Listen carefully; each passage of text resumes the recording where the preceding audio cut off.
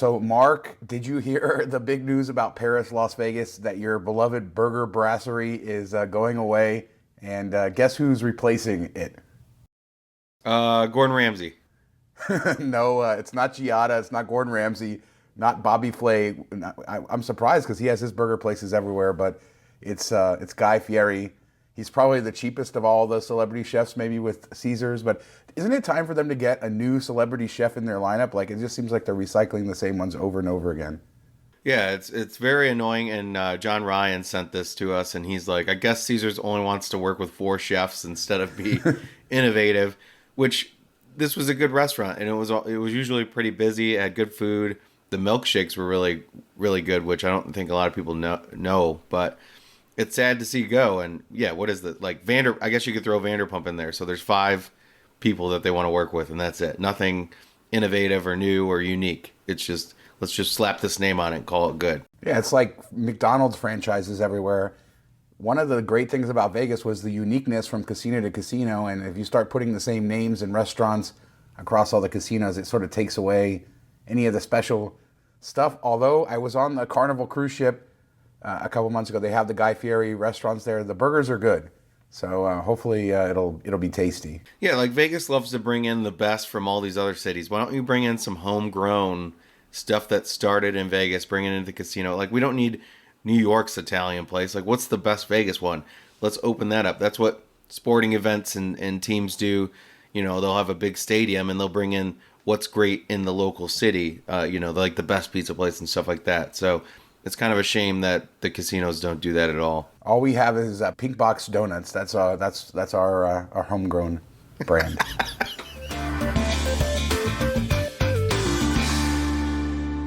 All right, Mark. So let's get into the show. We have a lot to cover this week, but let's start with Las Vegas Weekly, who had I guess their Reader's Choice Awards. So maybe we don't blame them for choosing this, but they named Sure. they named Resorts World the best Las Vegas Strip casino. As Las Vegas locally said on Twitter, Resorts World is the best strip casino according to Las Vegas Weekly. Disclaimer, by no stretch of the imagination is Resorts World the best casino on the Strip. It's certainly one of the nicest It's not even the casinos on best Strip. casino on the North Strip. Yeah, exactly. The best ones across the street at Wynn, and I would argue that Palazzo and Venetian have a better casino. Although it's very nice, especially we have issues with the hotels, but we both like the casino, I think. But it suffers from being loud, some other kind of strangeness there. But it's certainly nice. The ceilings are a bit low for what I like. I do like the lit up ceiling, so it does look pretty, but it just doesn't have a lot of feel to it. It just feels very corporate, very much like the hotel. Like it's kind of bland. There's not a lot of color. Basically the machines pop, but the machines are so tall that it's almost like it feels like it's gonna touch the ceiling. So definitely not my favorite place to walk around for a casino. It's nice. I'd put it, top half for sure, but number one, no way. Yeah, a lot of people say it feels like a big, shopping mall, and my biggest complaint is it's very noisy. Whereas you go to like Wynn, Encore, it feels, more relaxing, but you still get sort of the action of the casino. I do tend to prefer those. I really love Palazzo's Casino, and for vibe, I love Cosmo's Casino as well. I would put all of those above Resorts World, but by no means is Resorts World not a nice casino. The other kind of suspect thing I saw on this Las Vegas Weekly list is they rated Roberto's Taco Shop as the best tacos in Las Vegas. Now, I love me some Roberto's. It's that kind of food that you get at 2 a.m. when you're drunk and you need to soak up things kind of like Coney dogs in Detroit. But Yeah, by baby. no means is a Roberto's taco, which is like a deep fried taco, or even their street tacos are not the best in Las Vegas. I would say Tacos El Gordo, but there's a lot of other great taco shops that are better as well. So, Yeah, I've never been there, so I can't comment. And I've never heard people talk about it like they do the other taco places like Tacos El Gordo. So that's kind of surprising to see for sure. So take these Las Vegas Weekly rankings with a grain of salt, but I'll put a link so people can check out all the different, because they rated a bunch of different things, not just casino and tacos. And speaking of Detroit Conies, Mark, you can hear my voice. I got what I call Mark voice, because every time we have a meetup, we just had one in Detroit with our Patreon members on our Miles and Point side. And for some reason, I decided to be loud this time, and I got Mark voice at the end of the meetup. So it was a good time in Detroit, and it was fun seeing that. And I'll talk about MGM Grand Detroit in a little bit, but I wanted to follow up talking about smoking in casinos, because we made this bold prediction last week that smoking in casinos was going to be something going away, which is not a popular position to take. And then a study came out basically backing us up, saying that through the COVID pandemic, people's tastes have changed, and a lot of casinos have gone smoke-free. In Detroit, for example, they're not allowed to smoke, so they've created an outdoor smoking area. And they found that gaming revenues are actually higher, along with other things like less maintenance, better health for employees, things like that. Slot machines do tend to still make more if they're in a smoking area compared to a non-smoking area, but casinos have not seen a dip in business with non-smoking policies. And I think this study is gonna, it's gonna mean that we see a lot of changes coming to the casinos and smoking. Yeah, and I can say for like around here, there was always Caesars, Windsor across the the border. It's a quick tunnel ride away, and a lot of people would go there specifically because it was a smoke-free casino versus the three in Detroit that were very smoky, and when you'd go home you could smell it. So I know they were losing some money doing that. And if you take away smoking, it's not like there's going to be another casino somewhere that offers it in the area if they all ban it. So if they do it together, I don't think there's any recourse. I guess you could potentially, if one stays smoking, you might lose the smokers to that, but they'll all go there and kill each other slowly. Yeah, I mean, C3 Gaming is who made this study, and they say data from multiple jurisdictions clearly indicates that banning smoking no longer causes a dramatic drop in gaming revenue. In fact, non-smoking properties appear to be performing better than their counterparts that continue to allow smoking. So this is, it's just something. It was always a myth, right? Did they go to Park MGM though? I think Park MGM's doing okay. It does. We do know that that casino really struggles to have a vibe, although it struggled to have a vibe before smoking was banned there. So it's not really the fault of smoking. But this was like an urban myth? I think every gambler said, "Oh, I'll never go gamble if there's no smoking," and then we find out that they truly like to gamble. So if there's no smoking, they still go. I know a lot of smokers said that about restaurants. I'll never eat out if I can't smoke, which is just terrible. I used to smoke. I quit smoking when I was like 22 years old, so I only smoked for a few years. But smoking while you're eating, it ruins the taste of everything. So I don't know why you'd want to do that. But I think people, it's just an urban myth. People were balking, and now they're going to go gamble anyway, whether they can smoke or not. Yeah, where maybe they should add smoking to help out. Maybe like Chris Angel could sell more tickets if he added some smoking. Yeah, maybe they'll ban smoking all around Las Vegas, but then they'll allow it in Chris Angel shows, so they'll sell out. All the smokers will be there, and yeah.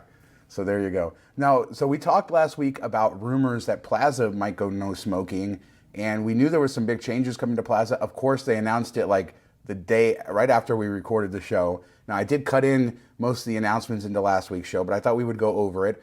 They're adding a carousel bar out on Main Street, which is where their circular driveway is right now. That's a pretty cool concept. It kind of will do a better job of, I think, linking them to Fremont Street.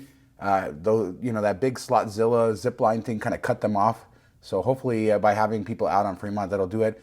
Oscar's patio, they're adding a patio for Oscar's on the second floor. It's going to hold up to 225 people. And then they're building below where the Oscar's patio is going to be, and this is sort of where that defunct beer garden is, a 2,500 square foot non-smoking gaming space. It's across the lobby from where the rest of the casino is, so it should be cut off completely. So they're going to keep smoking in the main casino, building basically a new non-smoking casino, plus a Pink Box Donuts. Shout out to Pink Box, with a giant 3D pink donut entrance right on Main Street. And it's good to see Plaza getting some love. Yeah, I think the carousel bar is a great idea. It looks really cool. That's kind of an iconic place on the old school light bulbs and everything that you think of old school Vegas. So that'll be a really cool experience, I think. Have you ever eaten at Oscar's? Is it pretty good? I've heard, but I've never. I've still never. I have had drinks there. In fact, Jasmine and I many years ago were there for martinis at happy hour, and Oscar was sitting right behind us. But I have not eaten steaks there, but I've always heard good things about it. Yeah, so adding capacity there is a good move, I think, because it's so popular. I will say, hot take. I hate the zip line because of those two huge things blocking. It makes it feel enclosed on Fremont.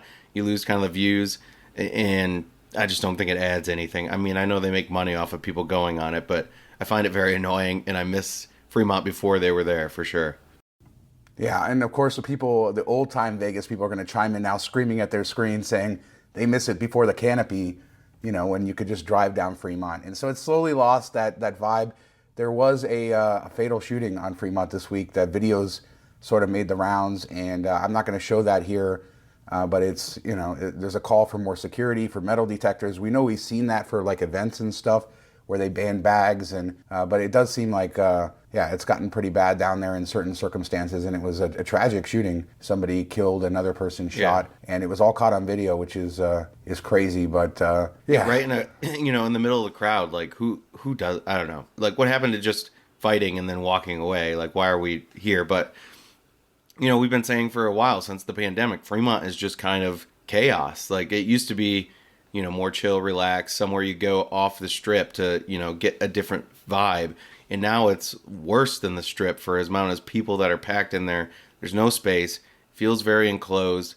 Like, I'll go down and go hang out at Circa, and then I'll just leave straight from Circa. Like, I don't really enjoy walking Fremont like I used to. Now, in the morning and stuff, that's a different story. But at night, I don't really want to hang out there, when it used to be like one of my favorite places to go in Vegas. So I will say, like, East Fremont, it gets a bit better when you get outside of the experience. But yeah, the experience is just, not like everybody just goes there and stands around, and it's just asking for trouble for sure.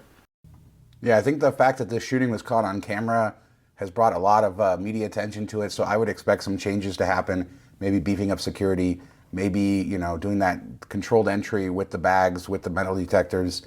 And the important thing is for people to feel safe. And with people having weapons down there, they're not safe.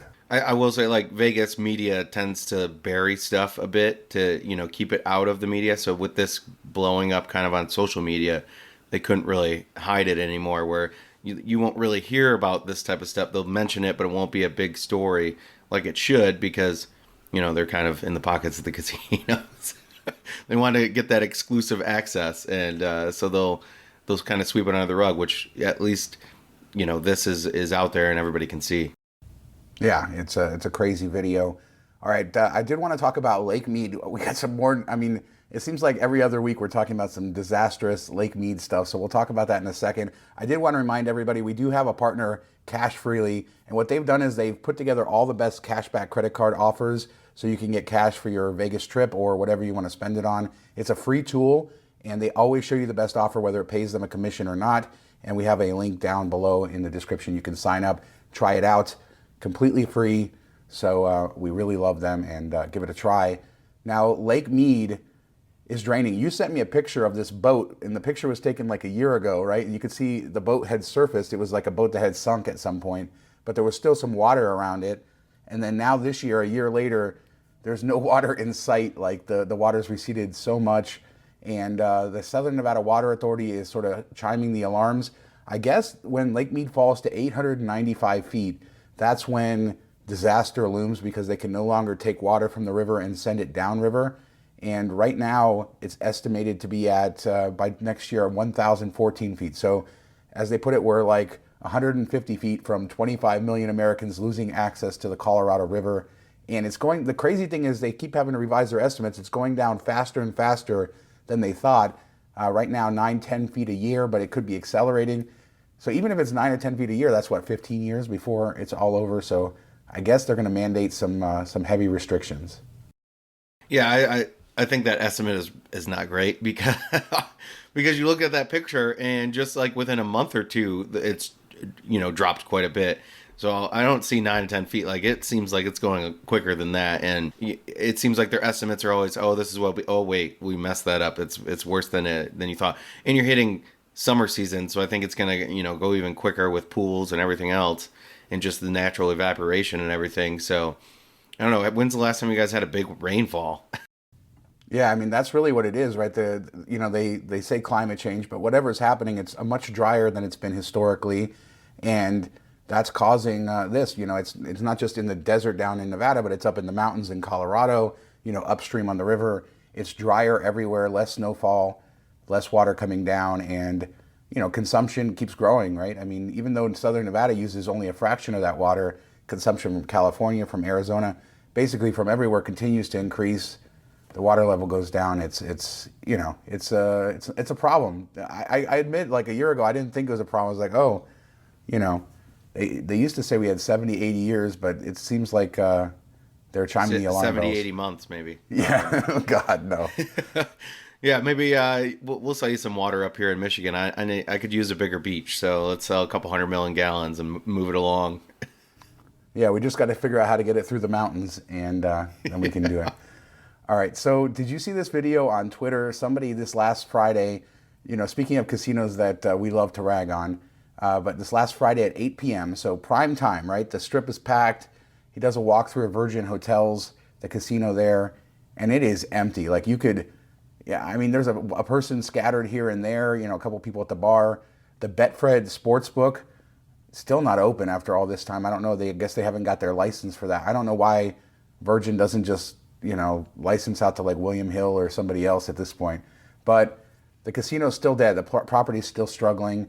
It's a nice space. I don't know. I mean, Hard Rock was always busy. So, what do you think it is?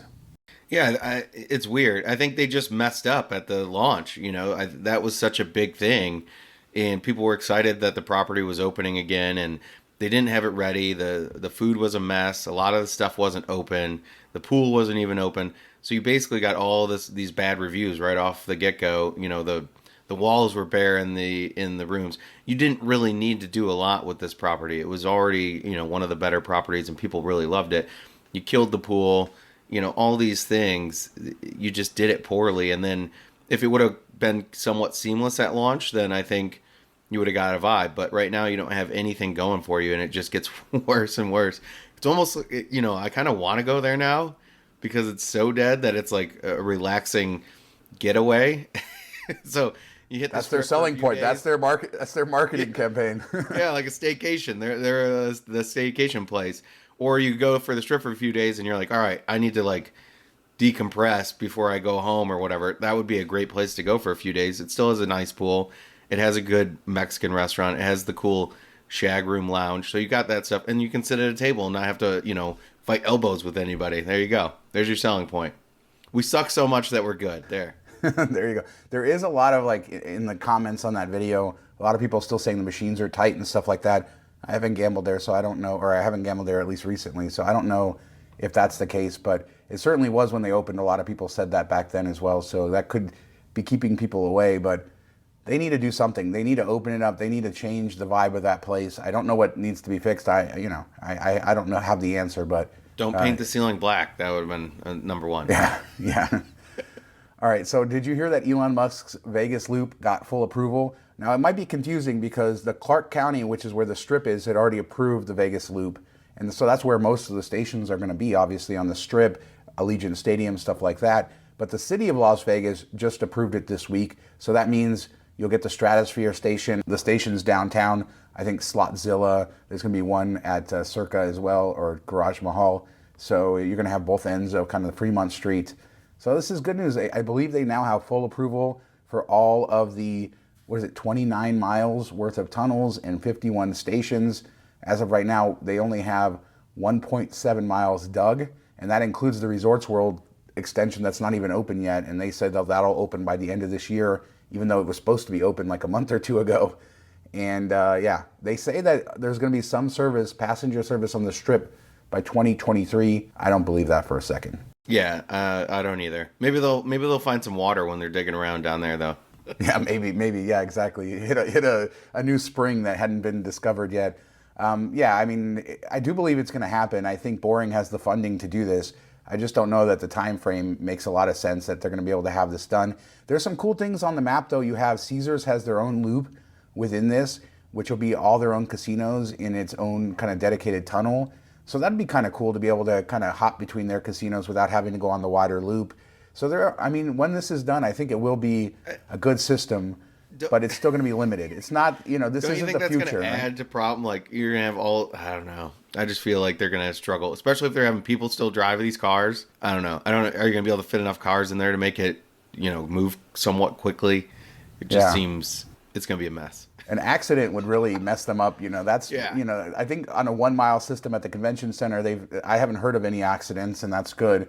But when you start adding, the complexity of 29 miles, 51 stations, it could, we could see traffic jams, other things. I think they really do need to start developing bigger vehicles that can hold more people and perhaps automation as well. Hopefully that's on the books, but I know it's going to launch with just these Teslas, which, it's going to be limited. This isn't the future of transportation, but just think of it taking all those Ubers and everything and putting them below ground. That's going to help traffic. It's going to help a lot. People who are naysayers in that way, I think that they're kind of short-sighted, but revolutionary, no, it's just tunnels under the city, but it's going to be something. Yeah, I think it will help. It'll help out a lot. It'll help me because I'll be in the Uber and I won't have to sit in traffic anymore. So that'll be good. All right, now I'm going to have a whole video coming in the next couple weeks about MGM Grand Detroit. I just stayed there. You've stayed there quite a few times. I actually had a much better stay than perhaps you did because you've had dirty rooms just about every time you stay there. And my room was spotless. And I just stayed in a regular room. I talked about it last week. I had $79 comp, or average of $84 a night, $79 one night, $89 the other. Love that pool area, Mark. I love that whole like spa area, steam room, and whirlpools. And Ellie was heartbroken because they don't allow kids in there, so she was very, very upset with MGM Grand Detroit. But I loved it. I've been in the casino before. I like the vibes there. So I'll have a full video doing a tour of the whole property for people in the next couple weeks. But I wanted to say I left there really, really loving that hotel, much more than I expected to. So props to your hometown of Detroit and MGM Grand. Pretty cool property. Yeah, it's definitely the most Vegas feel of any of the Detroit casinos. It's the circular casino with the center bar and all the restaurants on the outside around. And they have a good selection of restaurants in there too, like Tap and stuff. Like a lot of the ones that you'll see in Vegas are in the MGM Grand Detroit. And I will say the public areas are very nice in the hotel. My rooms had crumbs and dirt and stuff, but that was last summer, just coming out of COVID and struggling to find people to work and all that stuff. So it seems like maybe they got the staffing issues corrected for your stay. So that's good to see. But yeah, beautiful property. I really did like the room designs, but it was just, a little bit, just some potato chip crumbs all over the place for some reason. I don't know who walks around the room eating potato chips everywhere, but that's what happened. Yeah, I'm looking for. It made me really want to try to get out of my way to go to the one in Massachusetts. I've been to the one in D.C. National Harbor, but not stayed at the hotel. So, I really kind of want to give those places a try because I liked the luxury feeling. I put it on Twitter that it gave me. The casino obviously feels like Vegas to me. The hotel gave me slight Macau vibes. And our friend Han, who loves to go to Macau as much as I do, said very slight Macau vibes. He gave me a little shade there, like maybe I'm stretching a little bit with that. But yeah, it was really good. Did it used to have a buffet? Because they have like a food court plus they have a food hall. And so I felt like that was a little redundant. But that's probably the one downside is that there's not a ton to eat there anymore. Yeah, they did have a buffet over there, so now it's just kind of like a food court area, and then they had like Wolfgang Puck has been there, the Tap Brewery / which has huge pretzels, which is pretty good and stuff. But yeah, they used to have more to offer, I think, and they've kind of downsized it a little bit. But the best part is the free sodas in the casino. But stick around; they'll have a whole video, a tour, a hotel review. You'll see the rooms. Yeah, why doesn't Vegas do that? Cheap bastards. The M used to do it in Vegas. It didn't last very long, like maybe a year. They used to have just like in Detroit, the soda fountains. And do enough people like go up there and just sit there and like walk in and drink and not gamble that it's a problem? I guess. I mean, or I don't know. I don't know why they took it out, but maybe somebody can let us know in the comments. I'm sure maybe somebody has some insight into why they took that out. I've seen them in Biloxi as well, so it's fairly common. It's not uncommon for casinos to have the sodas. But maybe people know why the M Resort took it. I think that's the only one I've seen it in Vegas. We charge for alcohol, so that's where they make it up, I guess. Oh, there you go. There you go. All right, well, let us know what you guys think about anything we talked about today. Leave a comment. Don't forget to smash the thumbs up. Subscribe to the channel. Let people know we're here. As a reminder, you can also listen to the show as a podcast, although we prefer people watching it here on YouTube where you get all the visuals. And you can find all of our Vegas stuff, our posts, our videos, our podcasts at mtmvegas.com. Thanks so much for watching, listening. Talk to you next time. See you next week.